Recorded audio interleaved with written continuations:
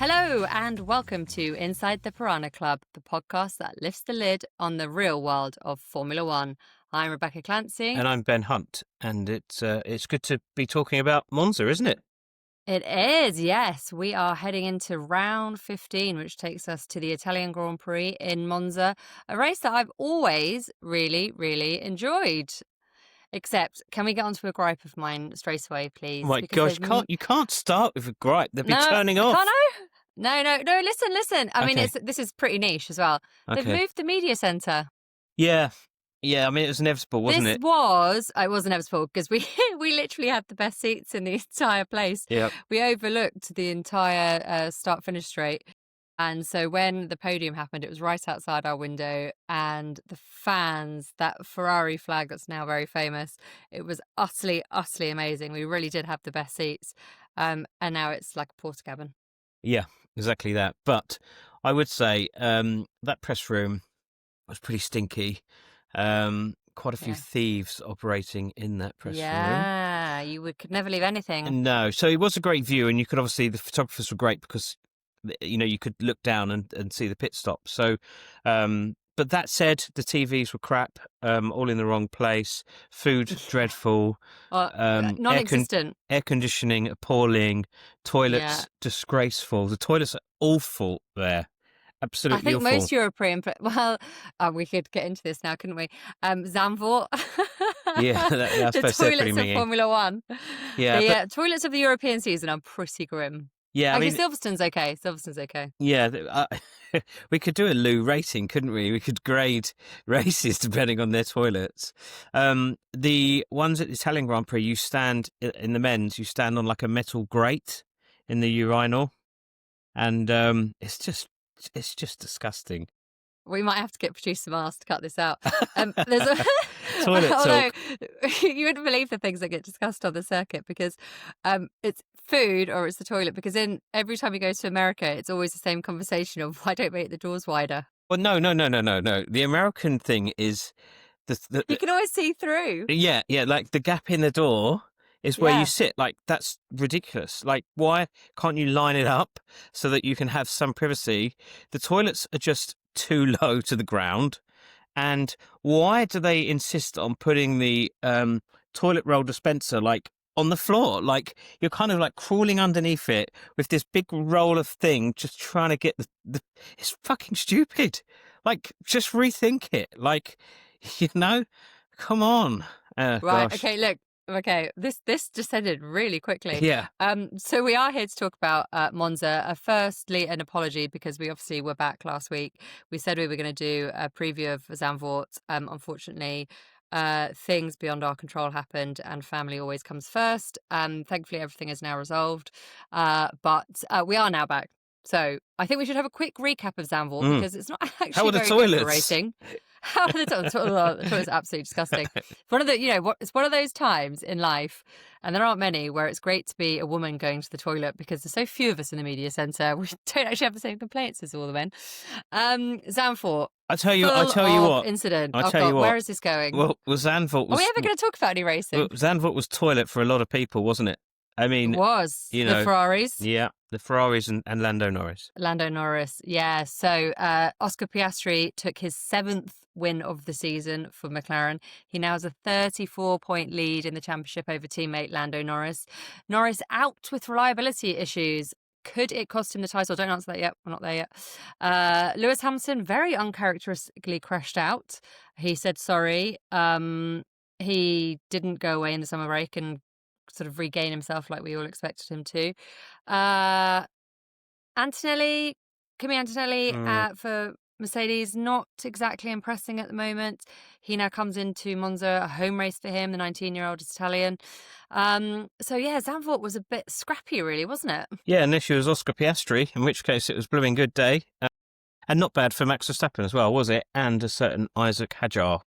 I think. Oh, yes. Yeah, I think it was a tricky one for Lando Norris to take. It'll be interesting to see how he bounces back. Gap's massive now in the championship. You know, Piastri would have been very grateful for seeing Lando Norris not finish that race. But I think, you know, there was lots to digest. it's probably good for those drivers that didn't finish that race that we've got a one, so close, and a race which could, in theory, suit them down to the ground. So let's see. Right, so as I said, Monza, the temple of speed, it isn't great for overtaking. Pole position is incredibly important here. It was Lando Norris himself who was on pole last year. Sadly, didn't convert it to a win. He finished third. That honour went to Charles Leclerc in the Ferrari. Oh, how the Tifosi would love to see the Ferrari on the top step again. You talked about the gap, 34 points. Norris has to win the next 5 races in a row with Piastri second in all of them to close that gap. And I say that because, let's be honest, McLaren are just 1-2, banging them out the park weekend after weekend after weekend. It is a big ask for Norris now, isn't it? And because I love my stats, can I just give you one more? Go for it. Okay, so Piastri has not had a mechanical failure since Austin 2023. And before last weekend, so that's 2 years, before last weekend, Norris hadn't had a mechanical failure for 3 years. I'm saying this because the context is, it's not likely, is it, in the next 9 races? I can't believe you've just said that. Why? Because you think he's going to have a mechanical failure. Yeah, and all those Piastri fans and all the Aussies, that, please be sure. Calling me up. Please be sure to email in and let us know your thoughts on this this wonderful prediction of Beck's. But yes, I mean it could happen. It could happen. Well, yeah, nothing is impossible. I think we need it to happen because we do, yeah. Round 15 of 24. It's a 2-horse race. We do not need it to be a 1-horse race for the second half of the year, or effectively. We need competition for that championship, and I don't think Max is going to be able to turn the corner enough to challenge. So it is really down to Piastri and just how he handles it. But to put it into context, and the reason we all love sport, Norris was actually quicker than Piastri in Zandvoort. If he had caught him and passed him and won that race, the gap would have been down to 2 points. And now it's 34. So quite literally anything is possible. What did you think of that radio message from Will Joseph to Lando, where Lando's conked out and Will was like, "Lando, you're really quick this week. You're really quick." It was like it was really bigging him up. It was quite interesting, wasn't it? That dynamic. Well, I was going to ask you a question, which is in the similar vein, because you were talking last time out about how Norris has changed his approach, his mental approach. And we're recording this on Thursday night after Media Day has happened in Italy. So Norris has been speaking about what happened in Zandvoort. And he was actually talking about how, prior he may have got caught up in this and how it would have affected him, but actually he's been working on that side of it. And I thought that was really interesting, but I thought there was a really telling line in his comments today. He's already thinking about how he'll get over the disappointment of not winning this season and how he'll race next year. And I just thought, oh, no, you can't go there yet. Can you? Yeah, that's an interesting one, isn't it? Looking that far ahead. And, look, it's a change in psychology. I think back to when Nico Rosberg was in that championship in 2016, and as infuriating as it was, him in the media used to ask him about the racing and dealing with the pressure, and he was always, one race at a time. And that was his answer all the time. And it was incredibly boring and tedious, but that's how he focused. He was just not looking any further than the next race. But it wasn't true. Because I remember being in Abu Dhabi in 2016 when he won, and he confessed that it was all a load of rubbish. Yeah, because he'd been holding himself away. So what I was going to say is, is he just saying that to try and take the pressure off? Is this some sort of mind game, psychological element that he's just trying to say, look, I'm totally relaxed with it? Maybe he is at peace with it. Maybe that's where he's at, because he doesn't want to get flustered, getting wound up thinking, I've got to overturn that massive points deficit. I mean, well, he wants to be at peace with it because he's well behind in the championship. Yeah. I mean, I'd like to think that that's just words just to try and pacify the media, but deep down, he knows that he needs to, deliver, and I'm sure he will. I'm hoping. Or do you think it's a slight towards Piastri in the sense that it's no, don't worry about it, mate. Look, I'll let you have this one, and then secretly in the background, he's just going to come for Piastri, and Piastri is, takes his foot off a bit, thinking, oh, Norris is sort of caved already. Bit of gamesmanship. Maybe. I hope so. It has a whiff of 2016 about it, though, doesn't it? It does. Malaysia, Hamas Yeah. in Malaysia, that engine failure. Okay, just to be clear as well, we've heard from McLaren today. They're saying it wasn't engine failure. They're saying it's chassis. I don't really understand that, to be honest. No, I don't. But anyway, there is an air of 2016 going on here, isn't there? Yeah, it's managing the relationship between those two drivers and how McLaren are going to do it. And at the moment, they've been quite fortunate in the sense that, both of them are quite amenable characters. And, in terms of contact on track, there hasn't been that much. But I think the nearer that it gets towards the end of the year, that's going to be more difficult to manage. And also keeping morale in the garage for that side of the garage that isn't winning. And also the competitiveness between the two garages, ensuring that, when you're doing a pit stop, you've got different sides of the garage and everyone working together to ensure that there is harmony is quite crucial. And, yes, there's competitiveness between the two sides, but they also have to work together. So it's going to be a really new prospect for McLaren to manage. Having two drivers fighting for wins is one thing, but two drivers fighting for the championship is an entirely different prospect. And, you've got to be tough and it's got to be clear what the guidelines are. But also for this weekend, we are seeing, I have to bring him up, the fellow Irishman. Alex Dunn is jumping in the car for FP1 for Piastri. So he's sitting out that session. That would normally, you would think it would be a negative for a driver, but we obviously saw this happen for Norris in Austria, and he went on to win the race, and he loved it. It's positive, wasn't it? Yeah. So, I mean, look, all eyes will be on Dunn and seeing how well he does, because he obviously impressed in Austria. There's no space for him currently on the grid, but we do know things can change around. Yeah, that's true. Alpine could be an option, couldn't it? Well, it's interesting, isn't it? Because Monza marks the 1-year anniversary of Franco Colapinto's debut. He is obviously under a lot of pressure at the moment. And Alex Dunn is a McLaren driver. He's part of that program. They don't have any seats, though. Let's be honest. It doesn't look like Norris is going anywhere. It doesn't look like Piastri is going anywhere. So Alex Dunn isn't going to get the look in that he should. He's fifth in FP2. What do we call it? I was about to call it GP2. My goodness, I need to F2. He was leading at one point. He's had a string of a couple of bad races, but he is an impressive driver. And so he would be looking for a seat on the grid. It's not going to be with McLaren. So it would be really interesting to see how he goes on Friday morning. Yeah, I mean, if he doesn't win the F2 championship, he can always stay there for another season. But, racing drivers don't tend to do that, do they? They'll hang around. No. Their Formula E program's now gone. So it's not like he can sort of be parked there for a year. No. Yeah, he's obviously going to be looking at his options, and if he impresses, then gives McLaren a little bit of a headache. But he would be quite a good fit if he does for Alpine. But let's see how well he does. So 9 races to go. I'm going to put the question out there early: is the Drivers' Championship over? I'm going to say no, because every time that Piastri's pulled a gap and Norris has had a mistake or something gone wrong, he's always come back. Like, if I think back to Canada, the race after, did he win? I can't remember. He did win, didn't he? It was Silverstone. Silverstone, yeah. When I just think that when he faces adversity, he seems to find a new level and put things right. And I'm wondering whether he can do that again this weekend.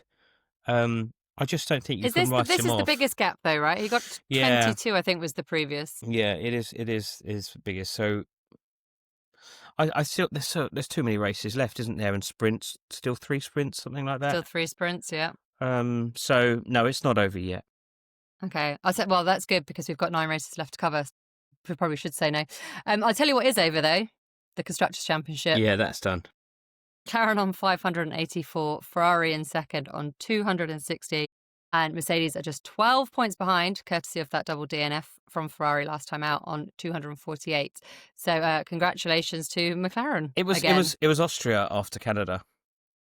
Which Lando won. Yes, I knew he won the following race. Sorry, my bad. You've ruined my segue now. Sorry, apologies. Anyway, let's talk about it. It's fine.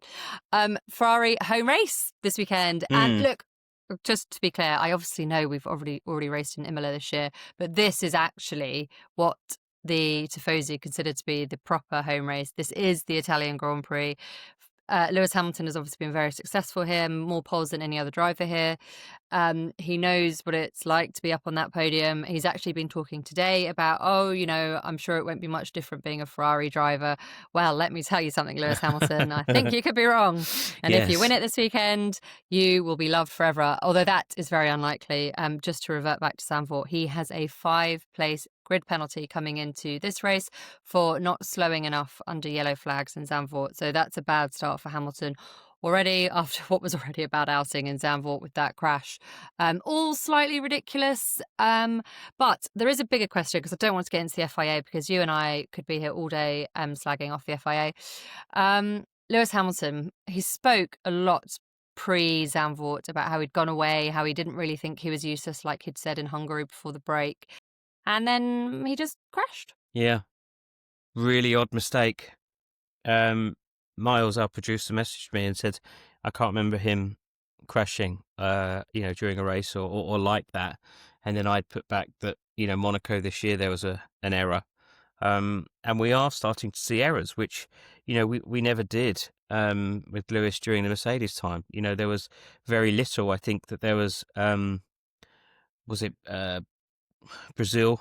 There was one race in Brazil, there was one race in Germany when it was incredibly wet and they were all spinning around and there was a few errors, but generally speaking, he doesn't tend to make mistakes. And now we are seeing mistakes, and you could argue that that's you could point out to a weakness and saying that he doesn't know what he's doing, or maybe he's not as good or as sharp as what he was before.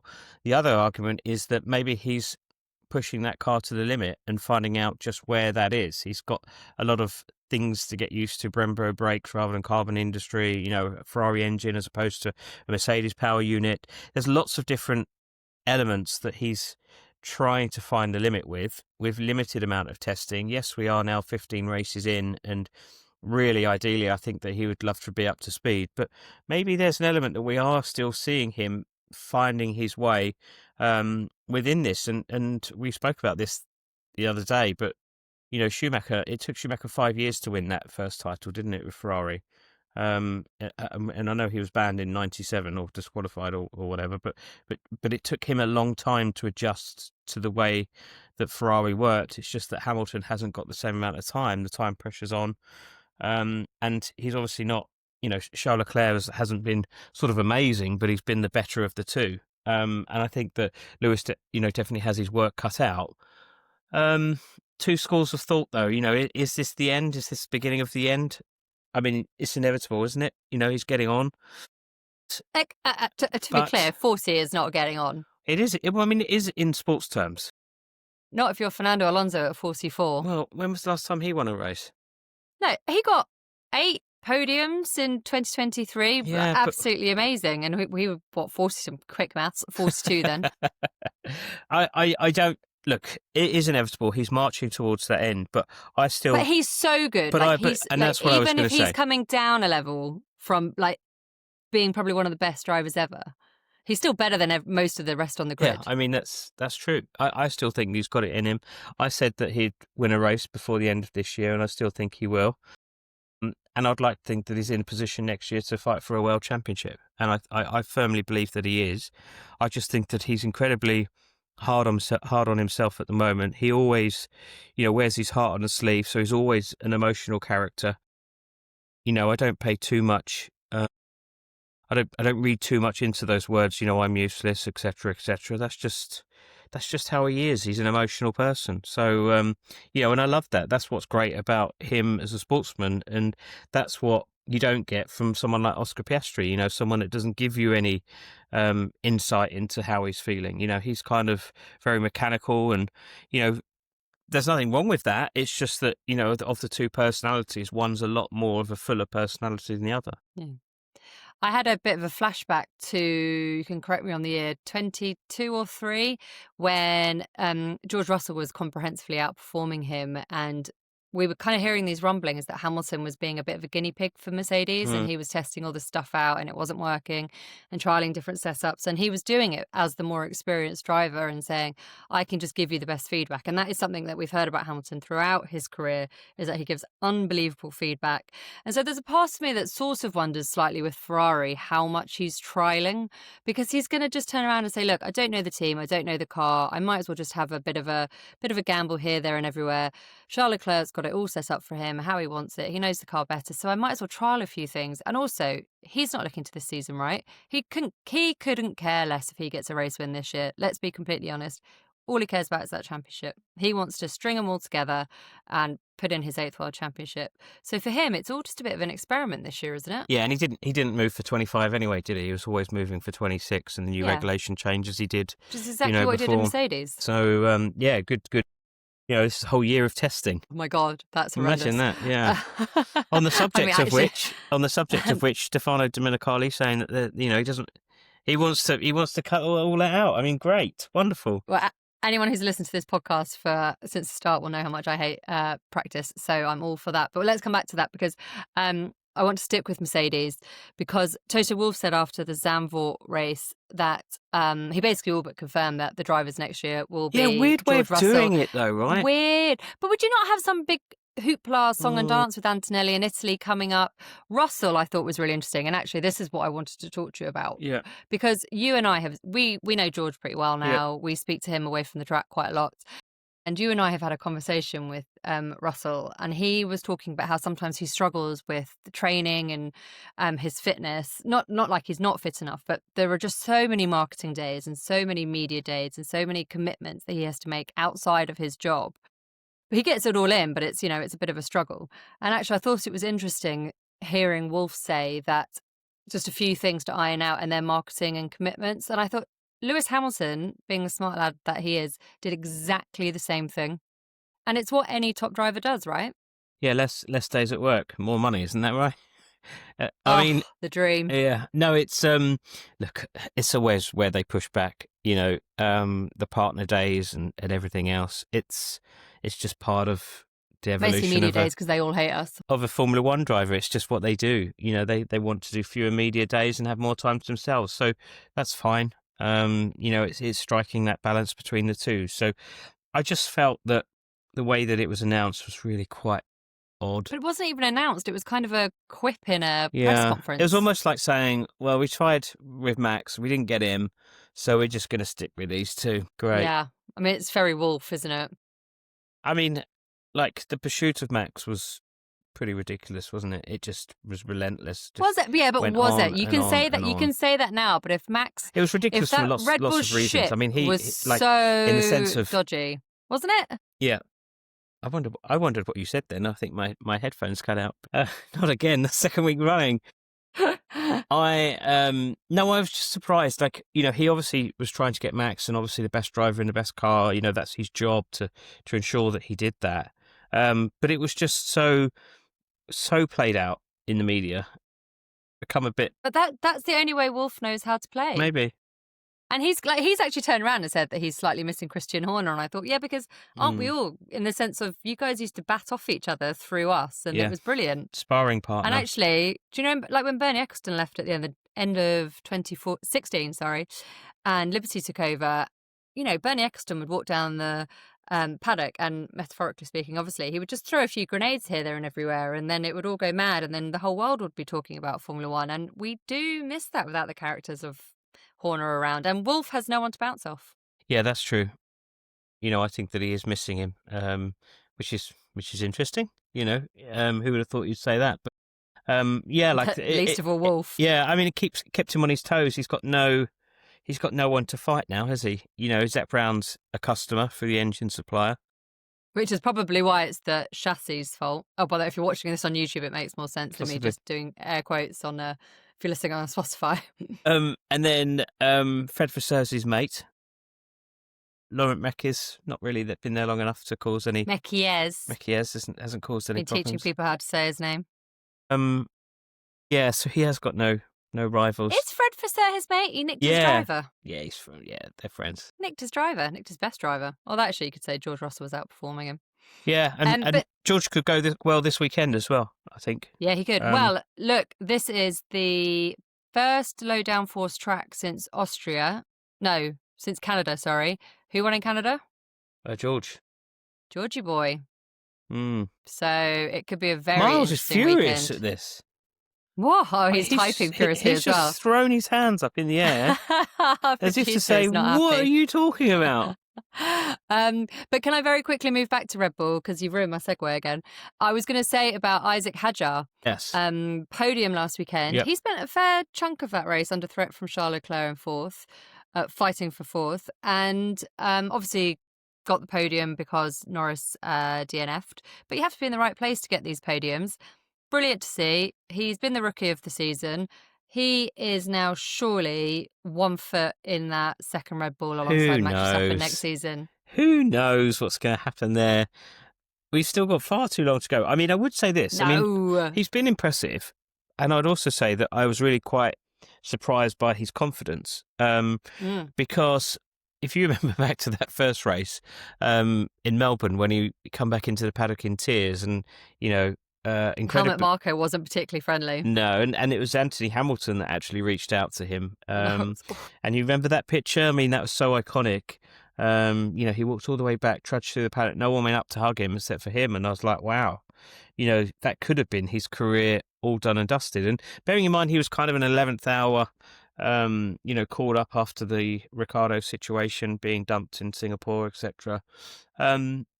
But yeah, he's done really well. And he's got that confidence, that swagger. And I think today, the press conference on Thursday, when he said, yeah, I quite fancy that Red Bull seat, actually, and I was like, good on you.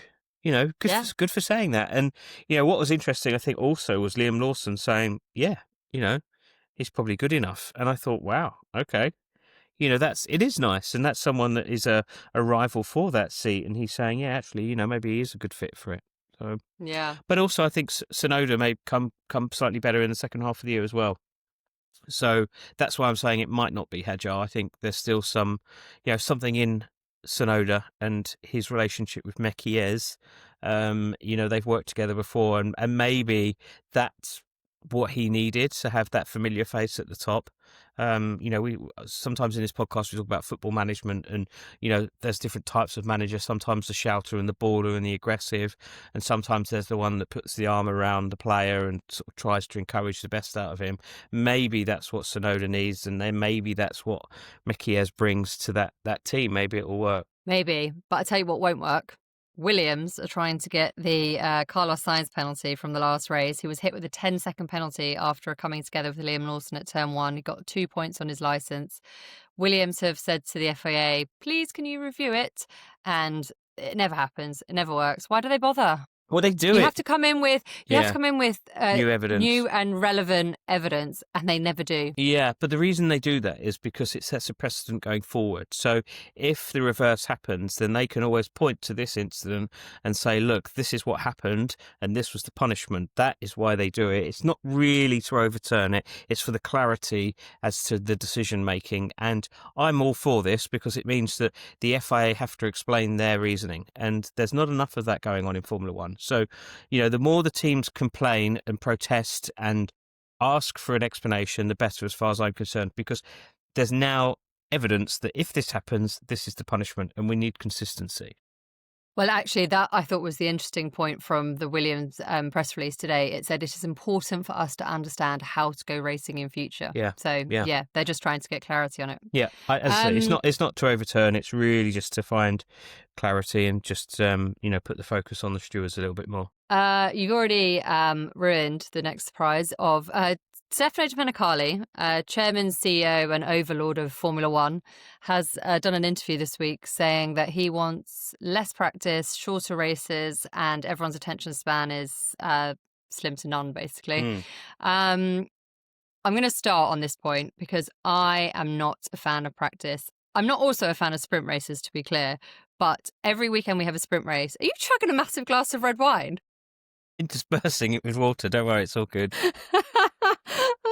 But you have now, if you're on Spotify, just press pause and go to YouTube. You can see the enormous. I think it's one of those wine glasses where you can get the whole bottle in. It's not one of those, but it is the Italian Grand Prix, and we are recording this at 9:15 at night, so it's totally suitable.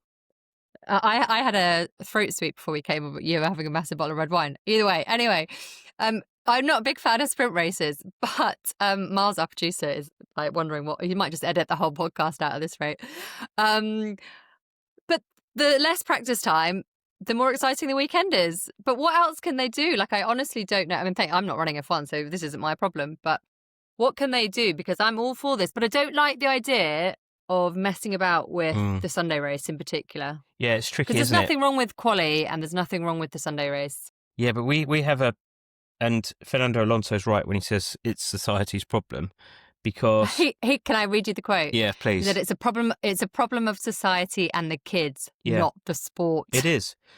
And it is. And unfortunately, it is the phones that have caused this short-term memory. And I think it is going to be a big problem for society, before getting too deep and everything. But I'm sure teachers are probably finding this. And if any of their teachers listening to this podcast, please let me know if I'm right. But trying to keep kids' attention for more than 10 minutes is incredibly difficult. We know that, maybe we were a bit wandery as kids and sort of looking out the window. Because of the games that they play and everything on the phone and the scrolling, it's actually destroying their long-term memory and the ability to retain information, and everything's now in short little bursts, and it's just that retention. And that's why it's not just Formula One that's struggling. Things like football are struggling. There's an argument that people are coming in at half time and watching games, and because they don't want the whole hour and a half, it's far too long. The majority of fans now do watch on social media. They don't actually watch the full race. They watch the clips. I don't know. Right. So I don't know if I agree with you, because if you understand the sport that you're watching, you're talking about football, you're talking about F1, both longish, 90 minutes, sometimes 2 hours for a Formula One. If you're watching it, you always know when the lull is coming. And okay, things can always happen within that, but there's always a bit of a lull during the race. That's when you go and put the kettle on. And that's when these things, you go to the toilet or you go and make a quick phone call or whatever. Like, you don't need full, unadulterated attention for the entire time. Well, you then just make it need shorter. to kind of see but no, because it's like, okay, so that's like saying the Tour de France. Oh, this is what Miles, our producer, is a big cycling fan, so he's going to shoot me down now. But when you do the like really long mountain stages and the climbs, you have to do the first bit to then get to the end bit, because that's the big challenge. Like, who's managed to ride through to then get to the really hard bit at the end, and then the sprint finishes and all that. So I don't agree with you. But also the other reason I don't agree with you is because John Malone, who is the ultimate owner of Liberty, which owns Formula One, he has done an interview this week, and he has said that he was talking about his Formula One for sale, and he was saying everything's for sale for the right price. We've known that for a long time. The Saudis were interested for a while. I actually know that Liberty Media were already flouting around in markets back in 2019, looking to see what the sport might be worth, having obviously no idea how it would blow up like it did. I'm not saying they were looking to sell in 2019, but if you don't know the value of your asset, you're never going to become a billionaire, basically. But they are in line to do an enormous streaming deal in the States. Currently, ESPN has the rights in the US, and we know that ends this year. We know that Netflix are in play for it. We know that Apple are in play for it. Malone has come out this week and said it's probably going to be the streamers who are going to pay all the money for the sports rights now. So we know those conversations are going on. So I'm guessing Domenicali, in a way, is playing up to those comments as well, in the sense of saying, buy it, we're going to make it even more exciting than it already is. But you're buying the core product of Formula One is the Sunday race, isn't it? It is. But if you look at that streaming platform and the things that perform best, and they are box set series, and box sets are about 45 minutes an episode. So is the pressure coming from the streamer to reduce the timing? I don't know. I have no facts to back this up. I'm just asking this as a question. Is this where the pressure to cut that time is? I mean, I actually look at other championships and I see MotoGP and I really love their short sprint race. For me, that's fantastic. And I love the sprint race in Formula One. I really do enjoy that. And some people say, oh, it's not great because it just spoils the surprise for Sunday. And you're like, yeah, okay, whatever. But I quite like a short race. I think that's quite good. No, because I like, one of the things I like about races on Sunday is I like the strategy side of it. And I like how that all plays in. And also, we go racing in places where the weather takes far too long to come in. So that's all just a bit ridiculous. I don't think it should be any shorter. Also, the point I was going to make when you talk about box sets is that if someone said to you, would you watch a 6-hour film? Like, of course you wouldn't. But you would happily sit down and watch 10 45-minute episodes all in one go. So binge watching is alive and well. Yeah. So like people's attention span, I don't think is actually as bad as people say it is. It's kids It's or not youngsters. Well, then let's all be like Australia and ban everyone under 16 having a mobile phone. I am all for that. That's absolutely fine. I mean, social media companies aren't going to go for it, and they now rule the world. But it's just, I don't fully buy into this. No one has an attention span anymore. I think it's just an interesting point. I like short races, and yeah, I think that there's something to be said about not messing with the DNA. But can't you like both? Why they're not mutually exclusive? Yes, exactly. I mean, there's something about keeping the DNA. Maybe we just have the sprint race. We have sprint race weekends. Why don't we just roll that format out for all 24? But could you imagine having a conversation about football saying, look, lads, I think it's time we looked at this 45 minutes each half, and maybe we need to kind of, take it down to 20 minutes a half? That conversation would never, ever happen. Maybe it would. Or maybe it is. Perhaps. But it's not. But it's not. It's not, because you cannot fundamentally alter the DNA of a sport. Yeah. You can play around, like look at cricket. Cricket is a great example where you have the test matches and everyone was saying that, they're waning in interest and the people's attention span isn't there for the 5 days. Everyone just turns up on the Sunday and that's it. I hold my hand up. I'm one of those people. So they created the 100, which just finished. The Oval Invincibles have won again. I think it's the third year in the row they've won, haven't they? But anyway, the point is that it sells out everywhere it goes. It's really popular. The format is really popular. It's 50 overs and bish, bash, bosh. 50 overs, 50 balls? I forget. Anyway, cricket isn't my sport. But it's, all these different formats that are coming in, all the money that is pouring into the 100 at the moment. So you can play around, but you would never say with the Ashes, okay, we're going to scrap the 5 tests and we're just going to do it in the 100 format. Like you can't do that, because you'll always have these purists, and it seems to be like when you turn 40 you turn into a purist as well. So you have all these young people and then suddenly they're like, oh, I'm 40, I don't agree with having no attention span. I don't know why I have to do the voice, I apologize. So I just think there are ways that you can have a bit of a fiddle around. Obviously it's a bit more difficult in the sense of you have 10 teams, 20 drivers, so you don't have as much flexibility. It's also a ridiculously expensive sport to start with anyway.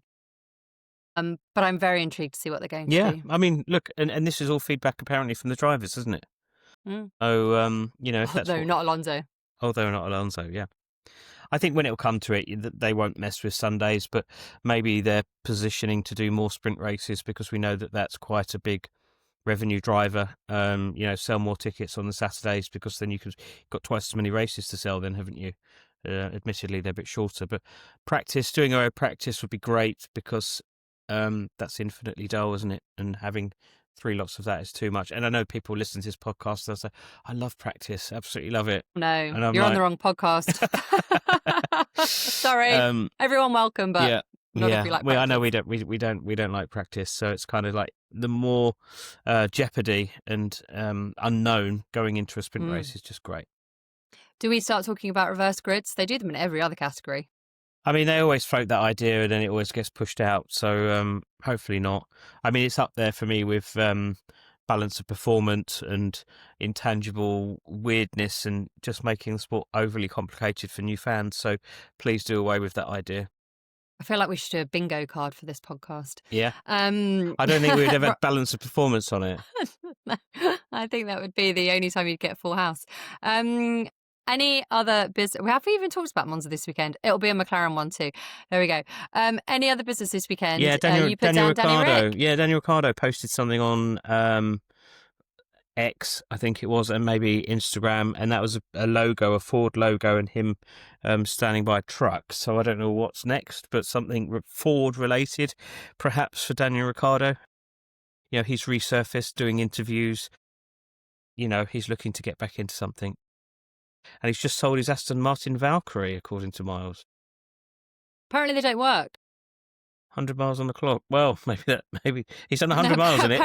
Was it the Valkyrie? Oh, I'm going to get this the wrong way around, and I apologise immensely to Aston Martin if they're listening and I do anything to your share price. But wasn't it the Valkyrie that kept breaking down? Potentially. I'm sure it was. Yeah.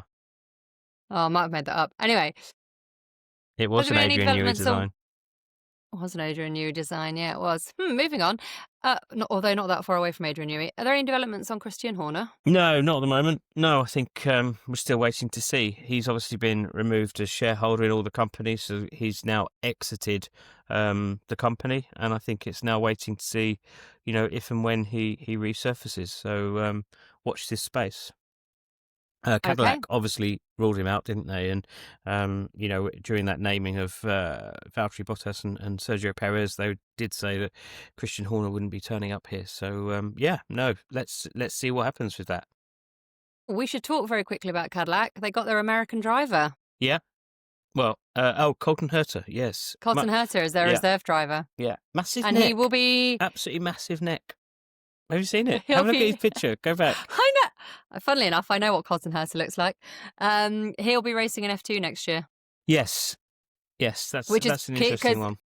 Well, I thought it was interesting because I can never remember my years. I've had 2 children in the last 5 years, so you'll have to forgive my brain. He didn't have enough super license points at one point, right? Because McLaren wanted an American driver. Well, he jokes about Brad Pitt getting a super license before he did. Yeah. That might still be possible. And I still haven't seen that film. I must get onto that. Have you not? No. Have you watched it? Yes, we watched. We went to the premiere in Canada. In Canada, didn't you? Yeah, of course. Oh, goodness me. I didn't make Canada. I know. I just don't want to. Oh, you need to. I know. I don't want to. My husband keeps trying to make me watch it, and I'm not having any of it. Anyway, any other business? No, not that I can think of. Oh, okay. Right. Well, I can't actually remember if we talked about Monza, but I'm sure you'll have a fantastic time watching it this weekend. Whoever's on pole will probably end up winning if you're putting any bets on it. It will probably be a McLaren one too. Although apparently I've just preempted Piastri crashing, so I apologise to Australia in advance.